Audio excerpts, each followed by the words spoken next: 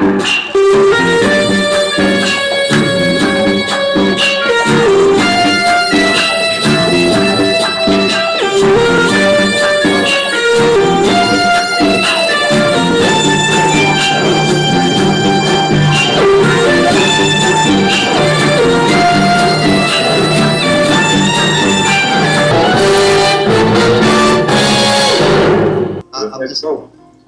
got you. But I'm speaking about the men for a reason because of the expectations that we have in men. Now I'm speaking about the women for a reason because it's mothers over children, are ordained by God. Listen, brother. I understand what you're saying, but God. Every time I speak, you cut me off. I do not, brother. I interject and then I let you talk. You cut me off a lot of times, but I see that you only say one side. You say no, I don't. I'm going there. I can rewind the video. The last time you cut me off every time. No, sir. I cut you off because the last time you only mentioned boys, and this time you only mentioned boys again. But you gotta let me finish my point so you can see where I'm going. You moved on, sir. I'm giving you the reason why I cut you off. You gave it to me. Okay, so let me give you the reason.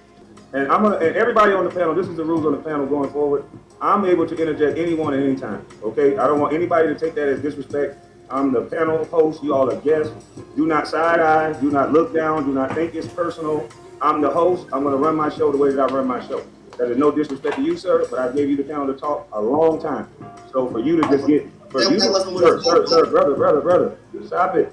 This is why the community can't move forward. No, but you're not gonna use me as a child for that. Don't do that, come on now. Brother, I haven't been disrespectful to you at all. No, you are. Don't say for me to do something. Let's just move on. How can you tell me what I can't say on my own show? Because you can't disrespect me. That's all I'm saying. What did I say? Okay, let's get to it. What did I say to disrespect you? Because you're using me. I didn't use you as nothing, brother. I didn't use you as nothing. You assumed that I was going to disrespect. Oh, I'm listening to you talk, and when I was talking. Hey, brother, you have a nice day, man. He came up here with agenda this entire time. You have a nice day, man. This don't make no sense. This is why our community can't get forward. Good morning, America and the rest of the world. Xander J. Hobson here, stand-up comedian, entertainer, director, and producer of boxing documentaries, and internet troll to those who need internet troll. This is another episode of The Devil's Advocate, brought to you by the Brilliant Artist Movement. I'm trying to grow the platform, so please subscribe, like this video, share it, and leave a comment in the comment section because I enjoy checking out the feedback from these videos that I make, as well as exchanging opinions and points of views with you all. But I cannot stress enough, hit the like and share button. That's the only way we can get this video out into the algorithm and we can spread this positive message I got. Do not treat the like and share button like a red-headed stepchild. Treat it like a loved one and touch it. So anyway, right, this is a response video to what transpired between my very good friend, my personal friend, George Macon, and Kwame Brown. Now, I know that Kwame Brown came on the scene and he's shook up the YouTube scene, and he's spreading his brand of realism in the YouTube spaces. From what I know about Kwame seems to be a pretty on-point young fella. I know he had some beefs with Tommy Sotomayor and Hassan Campbell, but those kind of things can be expected in this YouTube space because at the end of the day, the majority of the people, myself included, are clout chasing and looking for their next big video and their next buck. But when it comes to a brother like George Macon, a man who I've known for a number of years, a man who I saw make the transformation from Hellraiser to show enough good dude who's out there on the ground in a manner that is similar to Malcolm X, Dr. King, and all those other activists who decided that they wanted to change the world. This is George Macon. Kwame, I don't really know what transpired. I listened to George's video, but the purpose of this video is to call a truce between you and George because you have the resources and the connections that a brother like George needs to take his whole program to another level.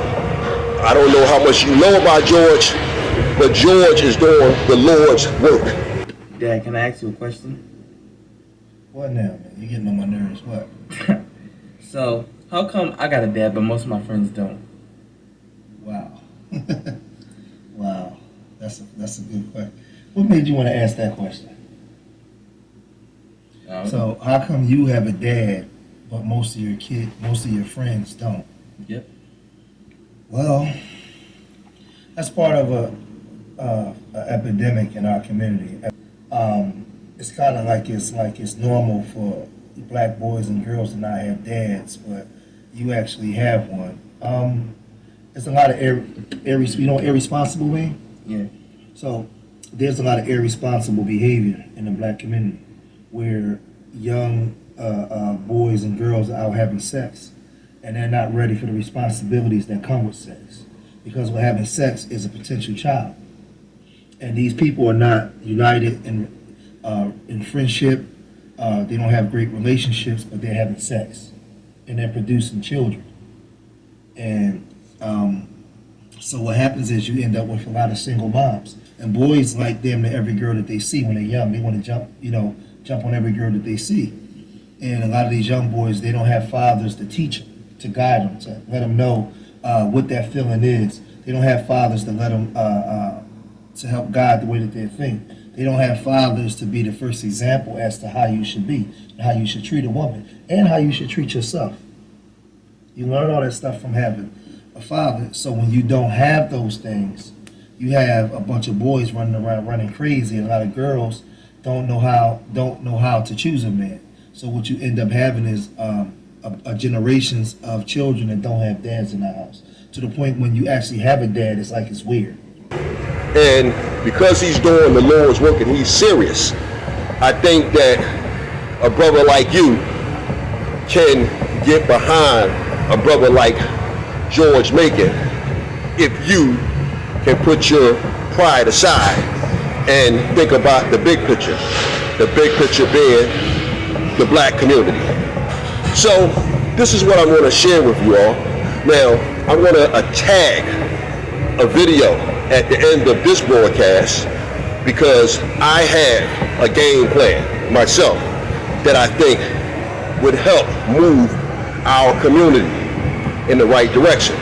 So now that I put that out there, Kwame, you and George shake hands and squash the nonsense, and y'all move in the right direction, man. I want to throw a solution out there, man. I don't want this video to go beyond 15 minutes. We got to get the message out to the guys who got the money, these entertainers, these athletes. We got to take back our neighborhood, man. We got to be proactive in helping our race. Now, the guys that got the money, man, they got to start reinvesting in the inner city, man. And they got to start small by buying neighborhood establishments, laundromats, dry cleaners, grocery stores, and whatever other kind of necessities that we need in those neighborhoods. Because, see, the deal is, right, there are no black businesses in the neighborhood.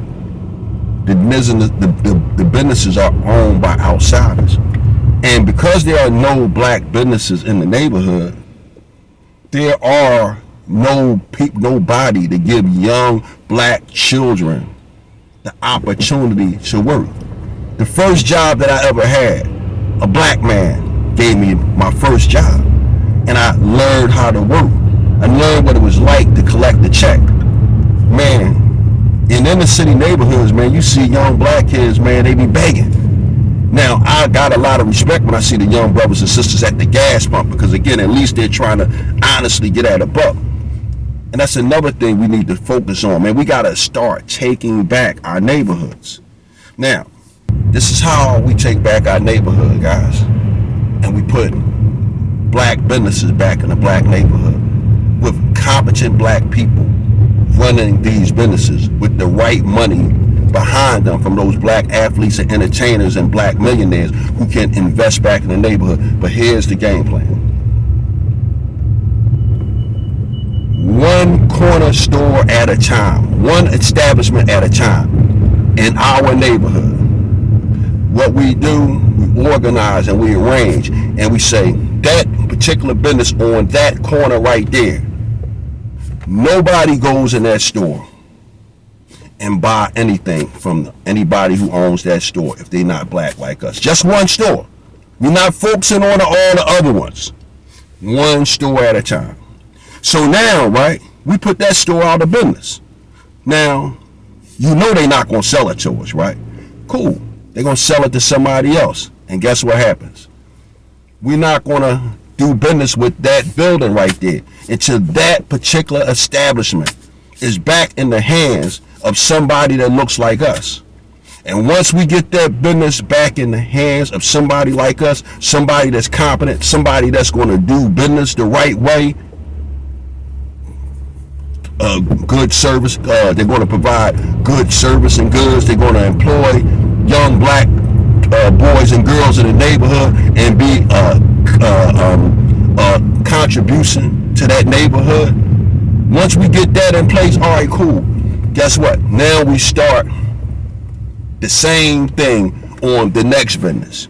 And look, at the next thing you know, right, in a number of years, you have reestablished a neighborhood with commerce that's in the black community with a bunch of people that look like us. Because there's a lot of good brothers and sisters out here. But we gotta get on the same page with each other, man. We gotta stop fighting against each other. And we gotta come together to the best of our ability so that we can move our race in the right direction. Because it's not like it can't be done. But we gotta stop fighting against each other, man. And we gotta move with honor and integrity. And we gotta do what we need to do. So, now that I put that out there, I'm done with it. Bam.